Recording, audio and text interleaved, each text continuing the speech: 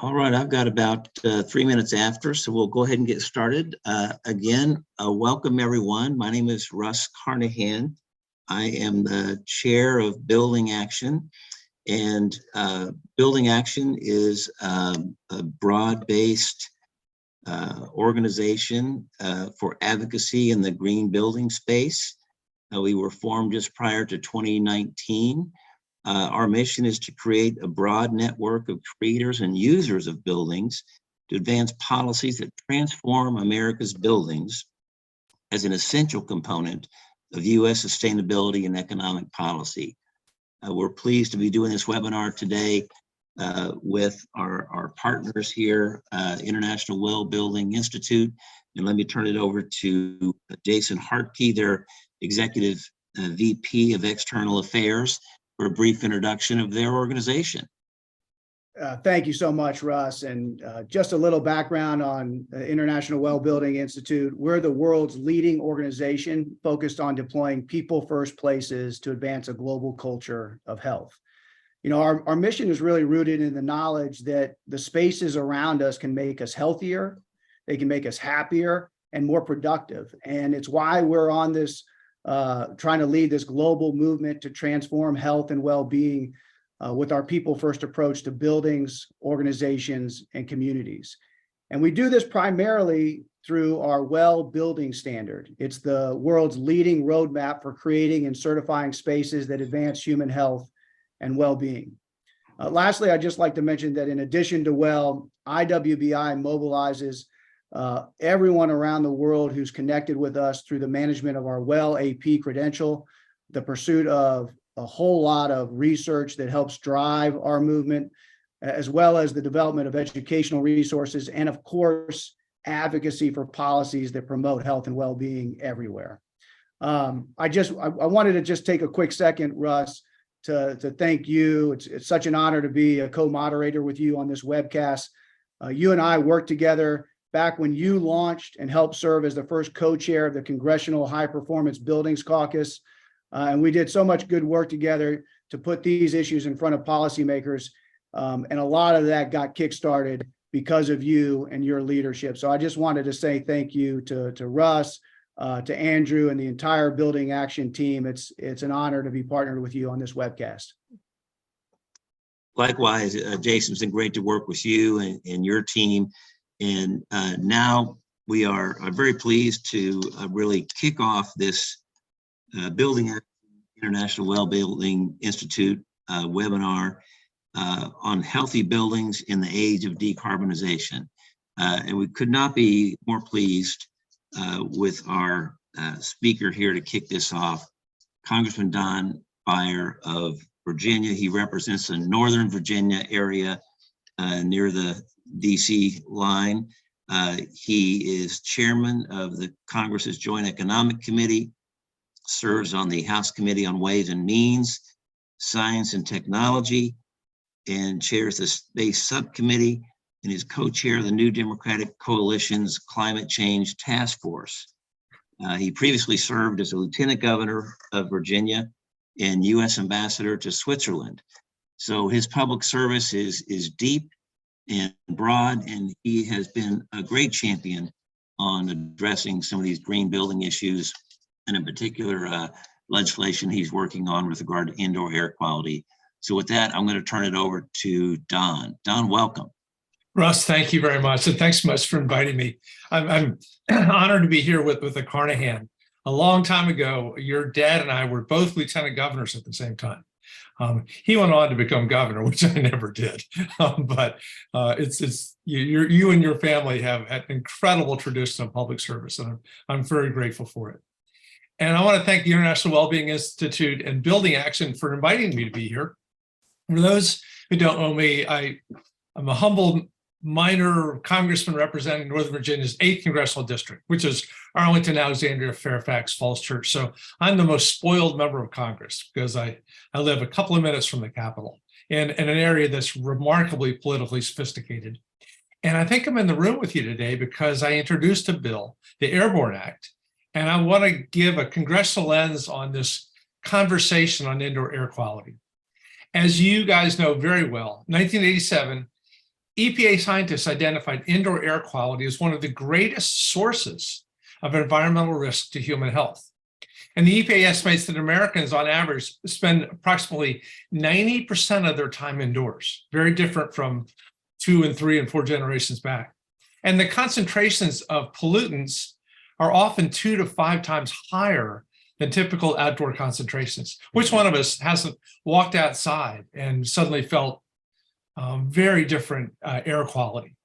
Well, the link between some common indoor air pollutants, radon, carbon monoxide, negative health effects are very well established, but there are at least 23 federal agencies that have some authority to control indoor air pollutants, sources of pollution, or just environmental quality in particular structures. And Congress has been involved for 40 years in trying to give those agencies the authorities they need. Think, for example, the Toxic Substances Control Act of 1976. But one key dimension has really been missing from this congressional discussion, and that's viruses. I had a routine blood test this morning, and everyone in the building was wearing a KN95 mask. My wife came down with COVID 12 days ago, and until yesterday, she, my daughter, and I, not only were we staying far apart, but we were wearing masks the whole time. COVID-19 has really changed the conversation on what public health and healthy environments look like and brought indoor air quality into the narrative. One of the biggest takeaways has been the importance of improved filtration and ventilation as a key tool to addressing indoor air pollution, and especially aerosolized viruses, like COVID-19. And look, Americans are increasingly returning to work, maybe not as fast as most employers would like, but they are coming back. And especially COVID-19 is still all around the country. We're still 400 people a day dying. It's imperative that we improve the indoor air quality, the IAQ, of our nation's workplaces. Quite simply, look, transmission is going to remain elevated. If you listen to the public health specialists, we may be living with endemic COVID-19 and its successors for a generation. This is the new normal. So we've got to make sure that our workplaces are resilient in this environment. And since most of the American public are not going to engage in the non-pharmaceutical interventions, think masks, we're going to have to work around them.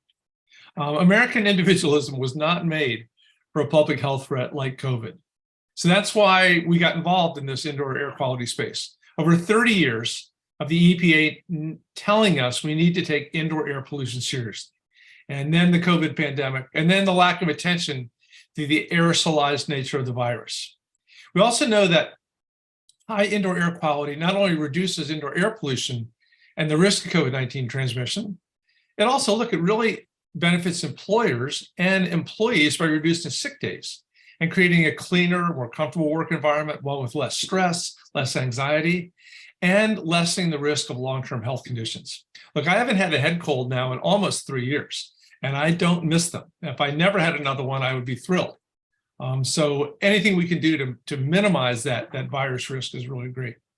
But there's a business benefit too, which that also makes it easier to socialize in Congress. A lot more success with my Republican friends when I can say their businesses are going to make more money. So look, we brainstormed a bunch of different solutions, and we talked to many of you, the experts, trying to figure out what to do. And we knew that upgrading HVAC and air filtration systems it works really well, but it's prohibitively expensive to install and maintain for building owners. And so we were looking specifically at commercial buildings, not your homes, but the places you go to work every day, surrounded by people whose health you can't control. And the Airborne Act provides tax incentives to building owners first to perform the IAQ inspections. You know, the old idea, you can't manage what you don't measure. Let's find out what's really there. And then second, to incentivize the upgrades. Specifically, the Airborne Act would incentivize commercial buildings to conduct IAQ assessments and pay them $1 per square foot tax credit, not to exceed the cost of the assessment. So basically, if they 20,000 square feet and the assessment's less than $20,000, it will be free. Government will pay for 100% of it. And it incentivizes commercial building owners to upgrade their HVAC and air filter systems to reach, quote unquote, the American Society of Heating, Refrigerating, and Air Conditioning Engineers Standard 62.1-2019. I did that quickly because the experts on here will know exactly what that is. And with a MERV, a minimum efficiency reporting value of 13 or better for their properties. So all we're doing is taking the ASHRAE's Epidemic Task Force recommendations, the one they promulgated in October 2021, to reduce the risk of respiratory diseases like COVID-19. We just applied them to HVAC and air filter upgrades. So we want the government to help pay for them. We want to make sure that's the right system, the right level of quality. So the tax credit itself, let me be specific, is $5 per square foot of property. Again, 20,000 square foot building, that's $100,000. And $50 per square foot for HEA systems. And it's limited to 50% of the total cost. So if the cost is, pick a number, $30,000, the government will basically eat $15,000. Oh, so it's a very good idea. In addition to commercial building owners, it's not homes, but nonprofits would qualify, public properties. It's a credit's transferable to an appropriate private entity carrying out the upgrade or assessment too. So that, let's just say your business doesn't need the tax credit, you could apply the tax credit to the person actually doing the upgrade. So we've been very, very flexible to try to make it work. Then the last thing it does is the bill creates a Department of Energy and Environmental Protection Agency voluntary certification program. So EPA and DOA will promulgate this voluntary certification program. And then property owners can use it to certify that their properties are in compliance with the IAQ standards listed above. Clearly what we want is the next generation of workers to say, I'd love to come work for you. Tell me about my pay plan. Tell me about vacation days. And tell me about your certification program for indoor air quality. I want to know that I'm going to be safe and healthy when I come there. So we're going to do everything we can to advance the bill and make it law. It's not going to happen in the lame duck. It's a very packed agenda, which includes huge things like keeping the government open and passing the defense authorization bill, maybe passing the Election Reform Certification Act that will prevent a vice president from being able to overturn an election by him or herself. But we're going to look for every opportunity to advance it and welcome any support to make it happen. I very much hope this will be bipartisan.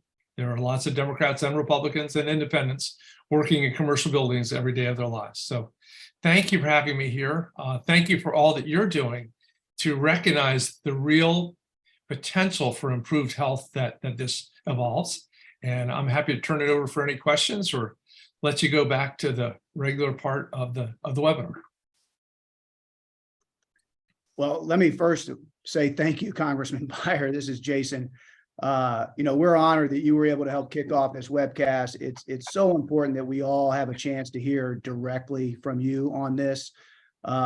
Grateful for your leadership and the work you're doing to advance policies and solutions to combat climate change. Clearly, that's something that you've been active on, but this is incredible, pioneering new policy ideas that you're advancing through the Airborne Act. It would be a huge step forward in our ability to deliver on indoor air quality improvements and bring those solutions to just about everyone, because this is a really robust incentive. So I think you said along the way there that the Airborne Act is bringing indoor air quality into the conversation. I have to differ with you a little bit. I think it's doing a lot more than that. It's such powerful legislation. And it really would accelerate these solutions all across the country. So thank you so much for your leadership. Russ, Andrew, do we have time for a question? I think we could do at least one quick one if you or somebody has one. Yeah, Congressman, I do have a quick question. You have Jason. You have a lot of folks that I think are supportive of the work you're doing through this policy. A lot of us are representatives on the Healthy Workplaces Coalition. There's a lot of folks who want to make sure that we are doing what we can to both educate and advocate for such legislation. Just anything else that we can do. I know we're going, this is like the craziness of election season. There will be lame duck and it will be very, very limited time. But as we go into 2023, I think that the momentum around healthy workplaces and indoor air quality in particular is really rising up in terms of the priority setting. Are there things that we can do that you would recommend our organizations and our companies do to continue to make sure that this is a priority on Capitol Hill? Yeah, Jason, the two best predictors of legislative success, I'm not quite sure which order. Number one is how many co-sponsors you get, and especially how many co-sponsors you get across the aisle. There's certainly a plausibility or possibility that the Republicans will be leading the House next year. The Senate's wide open. So we need to get, and by the way, most members of Congress, unless it's something that they were particularly fascinated with, come to co-sponsor a piece of legislation because somebody asked them.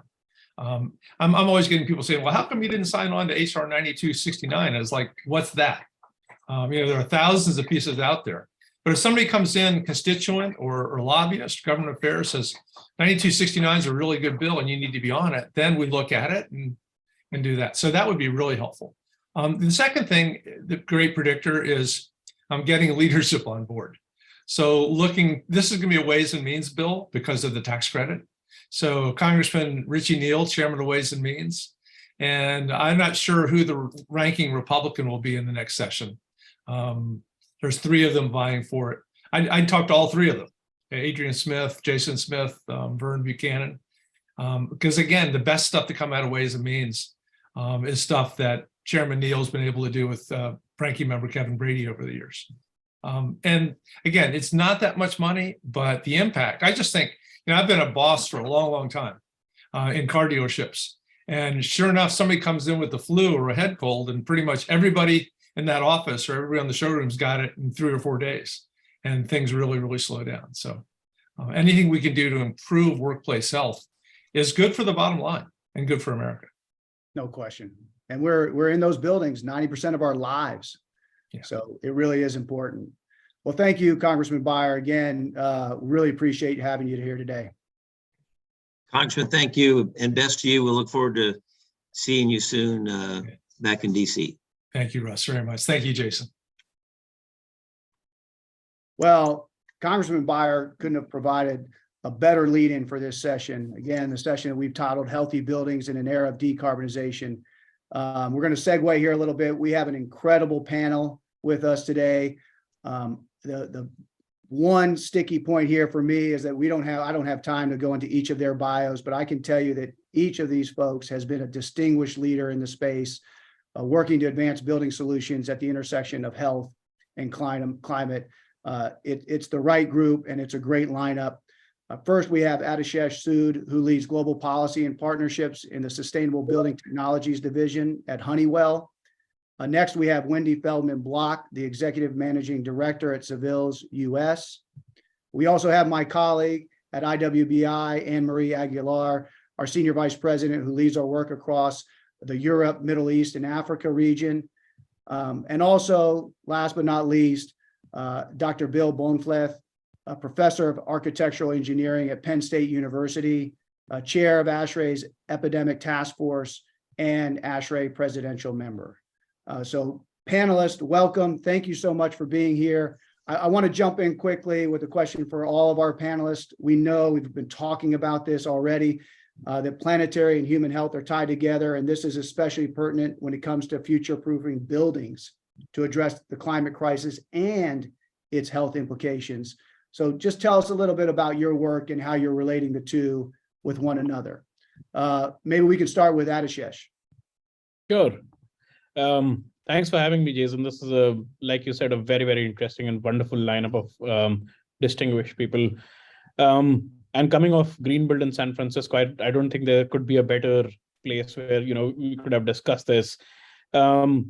Honeywell's been included in both spaces of sustainability / decarbonization, as well as indoor air quality for a long time. We've at Honeywell Building Technologies looked at various things that go in concert. In fact, we want to use the same sentence while we address both. We don't want to treat them separately. I think we are deeply interlinked. We heard Congressman Beyer talk about assessments and certifications. That's some of the work that we do with, in fact, IWBI, taking the well standard to scale as enterprise providers of the program.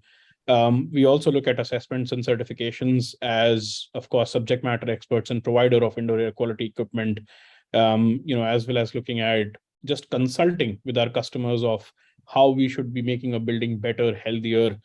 And now this is a beautiful dimension of sustainability added to it because, during the pandemic, of course, a lot of people came back and said, sure, how does this affect my energy efficiency of a building, for example? So we are now looking at, larger platforms and also policy work, which kind of connects both healthy buildings and sustainability. We address our customers in the same tone. We tell them it's not two, separate things. We obviously have solutions that can bring both of them together.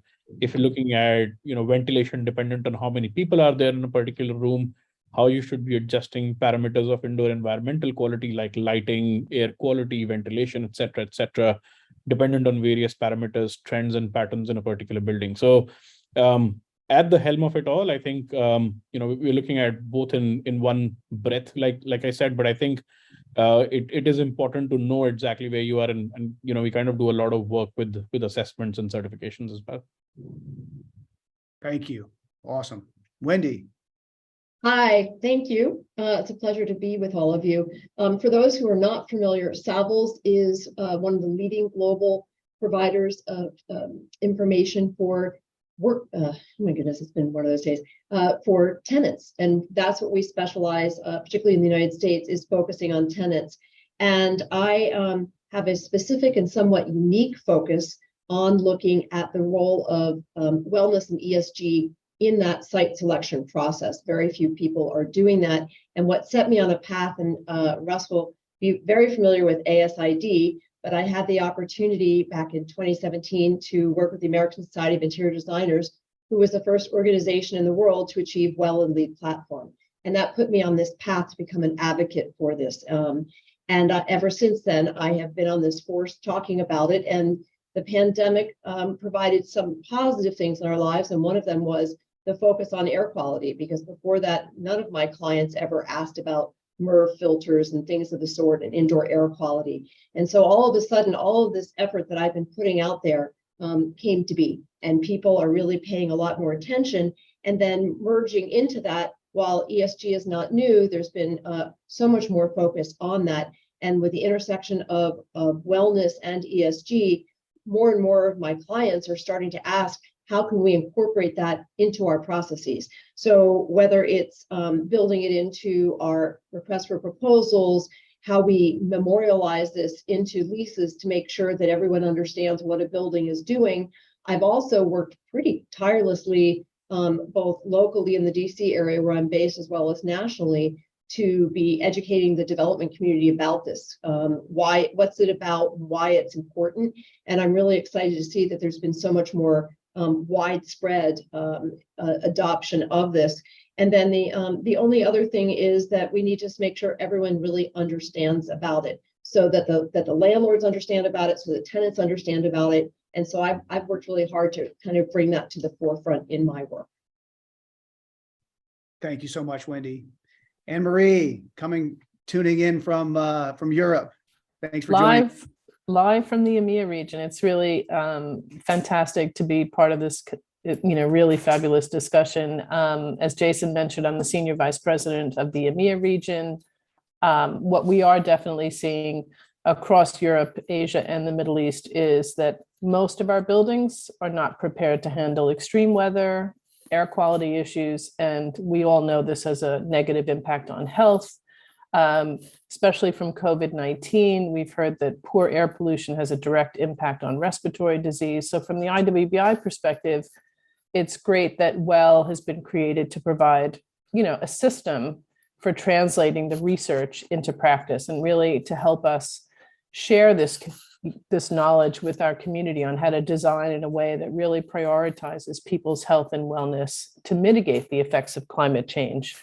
So I'm really proud of the fact that the WELL Building Standard has created alignments across all of the leading green building rating systems. We recognize that projects need to balance both a commitment to environmental sustainability and to human health.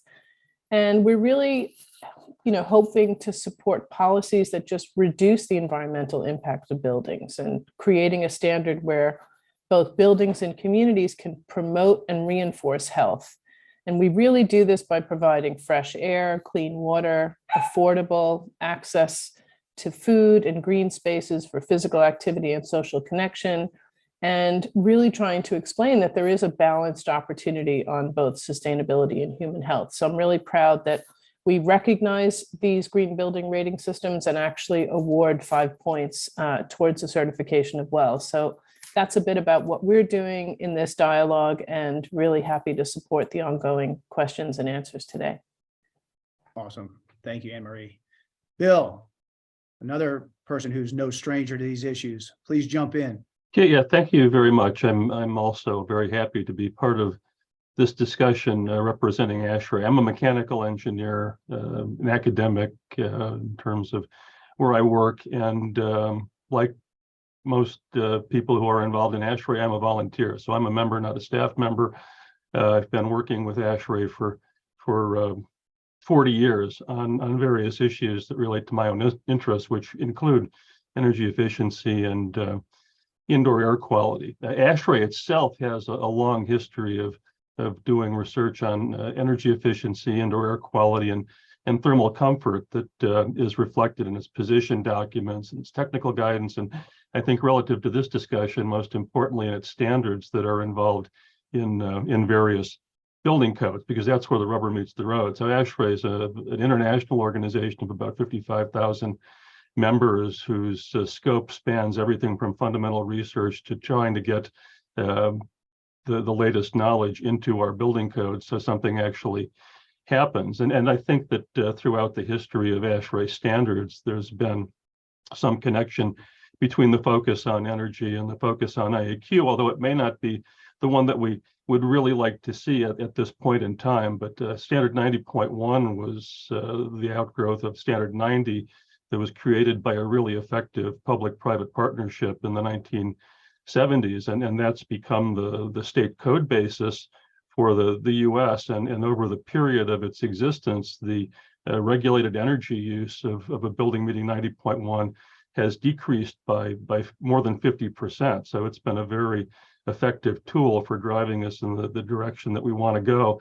And we have very clear objectives there, net zero energy, net zero carbon. On the other hand, air quality standards, ASHRAE has done a lot for over 100 years on air quality through Standard 62 and through predecessor codes that it supported, but without maybe the same objectives, without the same level of regulation of the indoor environment that has supported the progress that we've seen in energy. So when I look at connections between IAQ and energy, what I see is a lot of provisions in our energy standards to make sure that providing good indoor air quality doesn't use too much energy. So we have demand controlled ventilation that's required in Standard 90.1, reduce outdoor air to as little as possible, energy recovery for ventilation air to reduce its impact. And so I think that they're moving along together, but we've really reached a time when we need to, excuse me, my phone is ringing, change our priorities so that we establish these higher goals for IAQ and then move forward to meet them through our energy standards. Well said. Russ, you want to tee up the next question?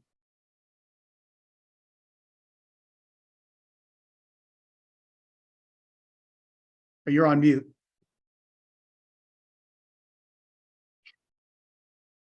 There we go. Yeah, so the discussions at last year's UN Climate Change Conference, COP26 in Glasgow, underline the scale of the challenge facing humanity, the need for everybody to play their part. I guess from the sort of big picture, looking down to how you actually implement that on the ground, whether it's, government incentives, market disclosure mechanisms, or just the, business bottom line, where do you see the most opportunity to really move the ball? And let me just, we'll go in the order that you all started. So let's start with Ashesh.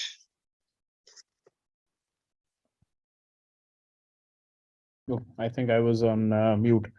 So I think to that point, we did hear some opening comments yesterday from Alok Kumar on the COP27 opening, and we heard this was still going to be strongly related to the 1.5 degree, Paris resolution that obviously everybody is following. I think what is important is that we look at that whole transition of, how the built environment looks at these things together. It is important that we not only put in, specific targets. For example, we see a lot of regions and countries having carbon pledges. We saw a lot of people addressing decarbonization as well as ESG reporting that was talked about a little while earlier. But I think how that integrates into daily work, how that is integrated into different platforms, how that is thought about with respect to building owners, with tenants, with workforce, I think is also important. So we've spoken about various different things as occupant experience, as health and well-being of occupants in a building. We've spoken about decarbonization, energy efficiency in various things.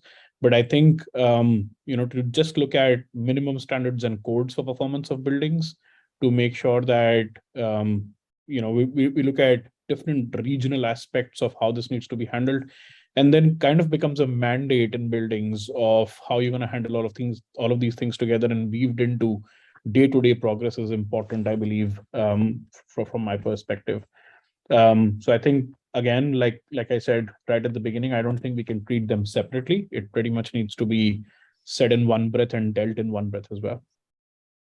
And just in the interest of time, I'm going to skip to Anne-Marie and shift a little bit, particularly when it comes to climate action. You hear the dual concerns of mitigation and resilience.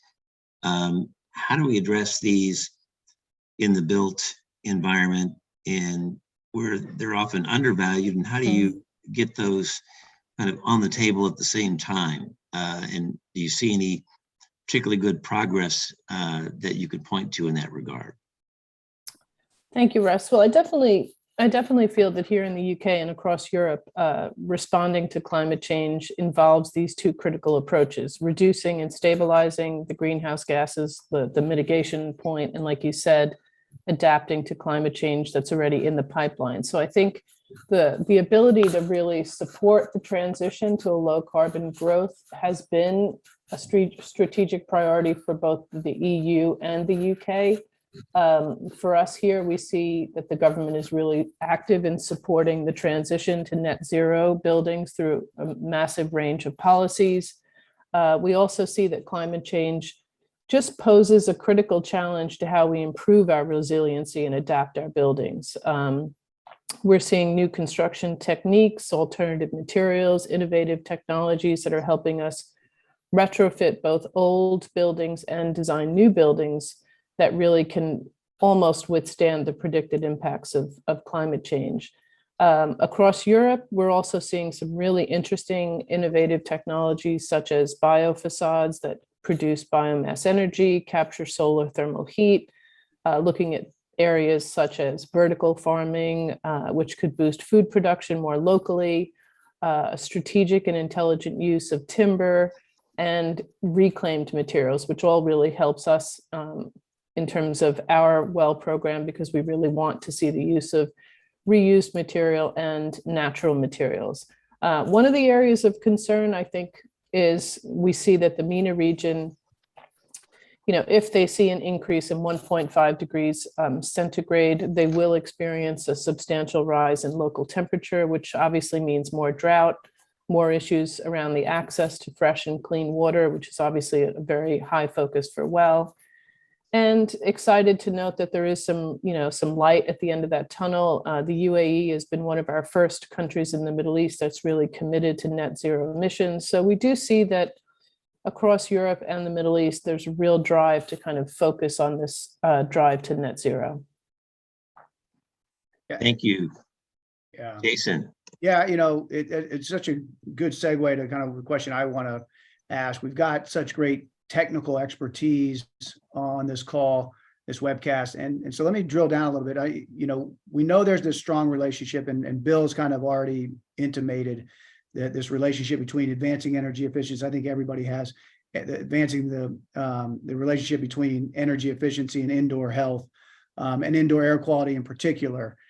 And the question is, you know, when you really look under the hood in practice, are we seeing those two goals advance concurrently? And what else do we need to do to ensure that indoor health and climate solutions are implemented together moving forward?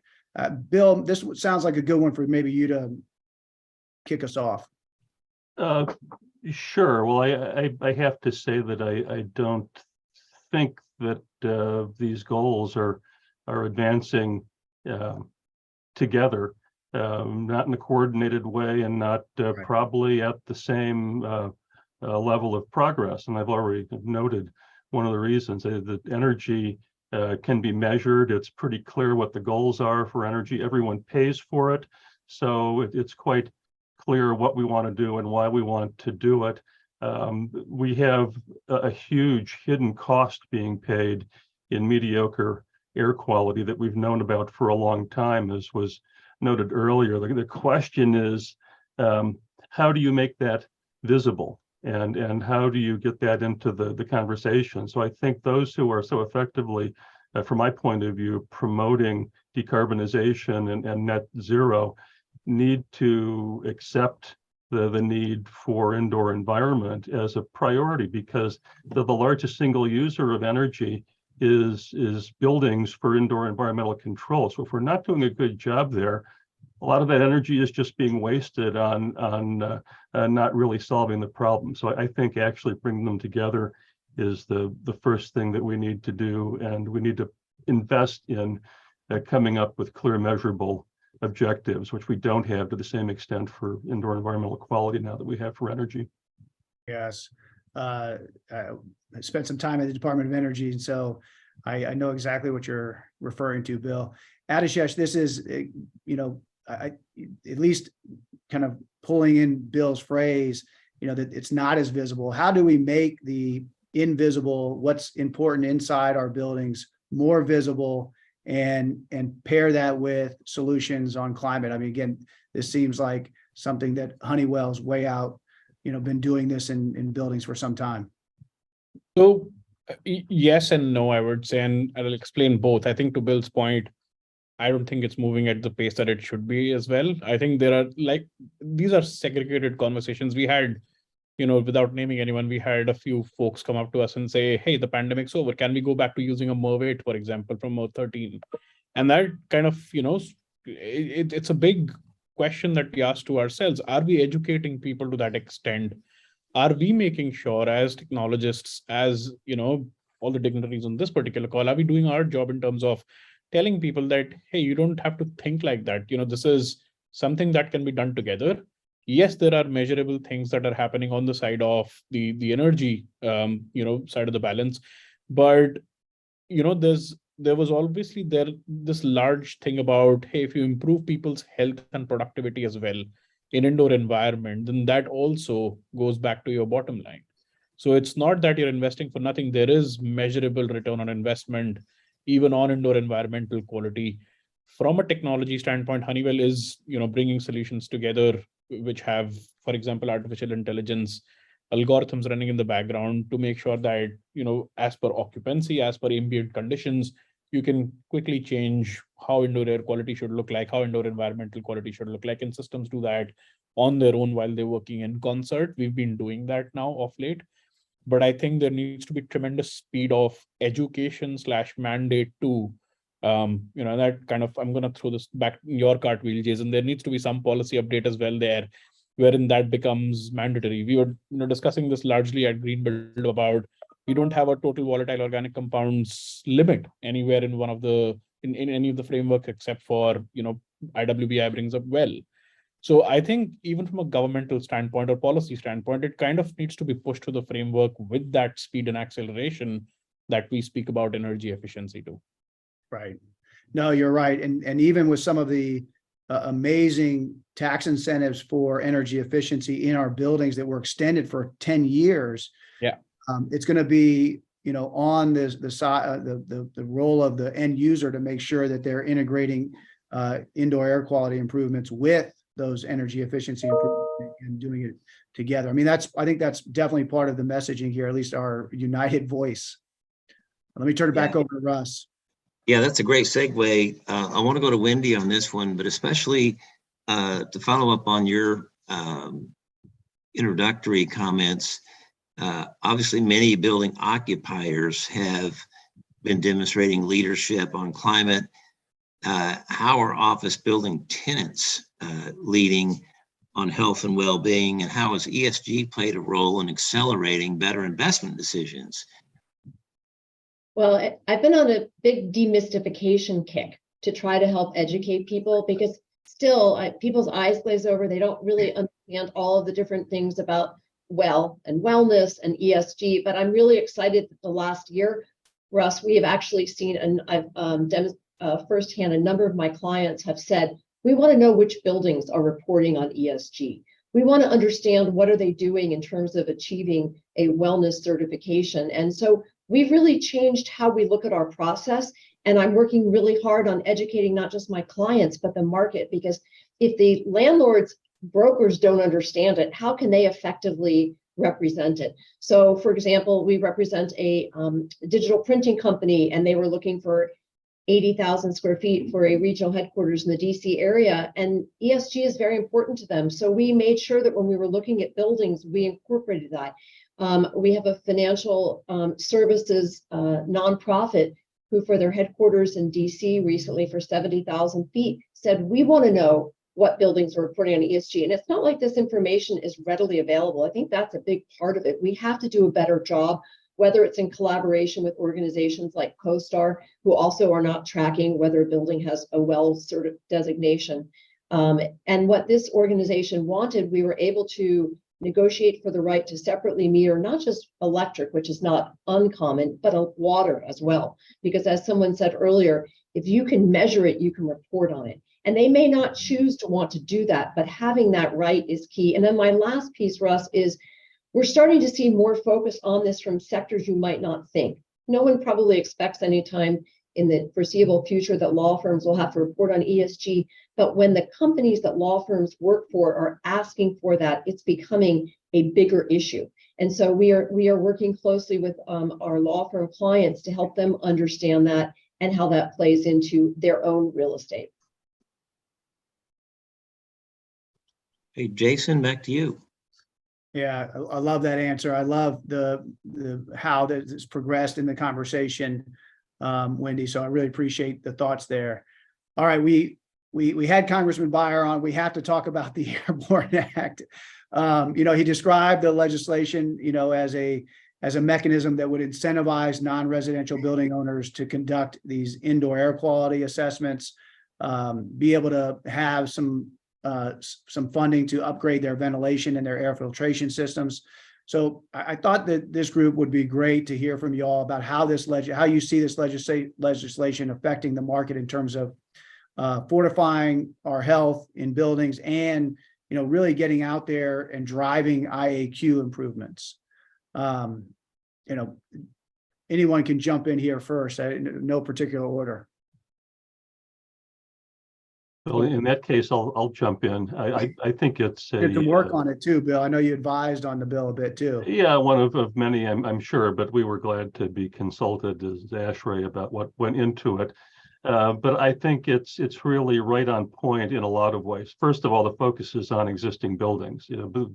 That's the place to really address this issue now. The evaluation piece of it is critically important. We know that the very large fraction of our buildings don't perform even up to their old design standards. And so if we evaluate buildings and then learn how to upgrade them to current standards, that's a big improvement, even though we'd like to see standards like 62.1 get better. And then I think overcoming some of the financial barriers to doing this is also a really important point. So two big thumbs up to what the congressman has done with this legislation. And I think just to add to that, Jason, I think irrespective of whether you're getting $1 per square foot to do an assessment, anything that you want to do with respect to improvement in a building is going to begin with how you assess it, right? I mean, may it be energy efficiency, may it be, even if you're trying to meet a framework, if it's LEED, if it's WELL, it's neighbors, it's BREEAM, it doesn't matter. It has to be assessed first. So I think this should only act acceleration to an already existing mindset of, yes, I need to do this to know exactly how my building's doing. To Bill's point, I think because it's happening in existing buildings, that addresses the large brownfield stock that we have. Sure, the green build will take time, and there's going to be a lot of new buildings which will get to an IAQ assessment even before occupancy. But I think with brownfield, this is a massive opportunity for people to leverage on. Hey, Adishesh, a comment/question came in from the audience that I think ties back to some of what you're saying. Indoor air quality, Bill, this is kind of one of the points you make, that it's not a one-time thing, right? We have to get to continuous monitoring, smarter building technologies. And the comment says, hey, this is incredibly important that we focus on continuous monitoring, not just one-off tests. I hope this pushes us towards real-time data. Again, I think that's where we're all going. There wasn't necessarily a question there, but it was a really good, savvy comment. I mean, I couldn't have a wider grin on my face. I think that is absolutely true. Performance rating from the WELL standard, having a platform to implement continuous sensor data that flows into your platform to make sure that you know exactly at what point in time how your building's doing. An assessment will tell you age of systems. It will tell you, what's going to break down very quickly. It will tell you a lot of things that you can't see with the naked eye. But I think if you've got just basic sensory equipment and you've got a platform, 100%, that's the starting point, right? I mean, we know that carbon dioxide sensors became really popular during the pandemic, but I'm like, if you have one thing to measure, sure, measure that and keep reporting. But I think if you wanted to know the entire health of your building, look at other parameters like how your water is doing, how other parameters of air quality are doing, et cetera, et cetera. I think that's terribly important. Right. And Marie, just a bit of a side question here. I know this is a piece of U.S. legislation. Are you seeing anything across the EMEA region that's similar, or I'm sure there's been an uptick in conversations around, different types of policy mechanisms or other solutions focused in on indoor air quality? Mostly we're seeing a real focus back to really tying it together with what Wendy was talking about, the indoor air quality plus ESG, and trying to really encourage reporting and transparency. So we've had something called the EU taxonomy and the SFDR, which is Sustainable Financial Disclosure Regulation. And these have been really important pieces of legislation that are really focusing on forcing companies to be more transparent. And what's really interesting is if you look within the EU taxonomy, we have something called the social pillar, and that's helping us focus on adequate living standards and well-being, inclusive communities, and decent work. So it's really nice to see that investors are starting to consider these social factors, and obviously indoor air quality would be right in there with quality of work. So I think it's great for us to see these emerging standards. And back to the WELL building standard, we're starting to award clients up to 10 points if they agree to things like carbon disclosure and reduction. So we're really looking to kind of support the legislation, measurements that are happening globally and encourage that type of transparency and progress. I've got a brief follow on that. I think that sensing and reporting is really important, but so is control. I think if we measure the right things in buildings, we can save a huge amount of energy. Just look at what empty buildings in Manhattan did during the early days of the pandemic. They were 15% occupied and 95% of their typical energy use. So I think we have a big opportunity there to address that issue and to keep our decarb energy goals going in the right direction while we're making big improvements in indoor air quality. Jason, I might just want to add one thing, and that is it's so important that we're doing all this, and I'm really excited about it. But if we don't make sure that the occupiers, the tenants, know about this, we're missing a really critical opportunity. And while a lot of companies are now starting to come back more, we still are in a hybrid model, and I don't think that's going away.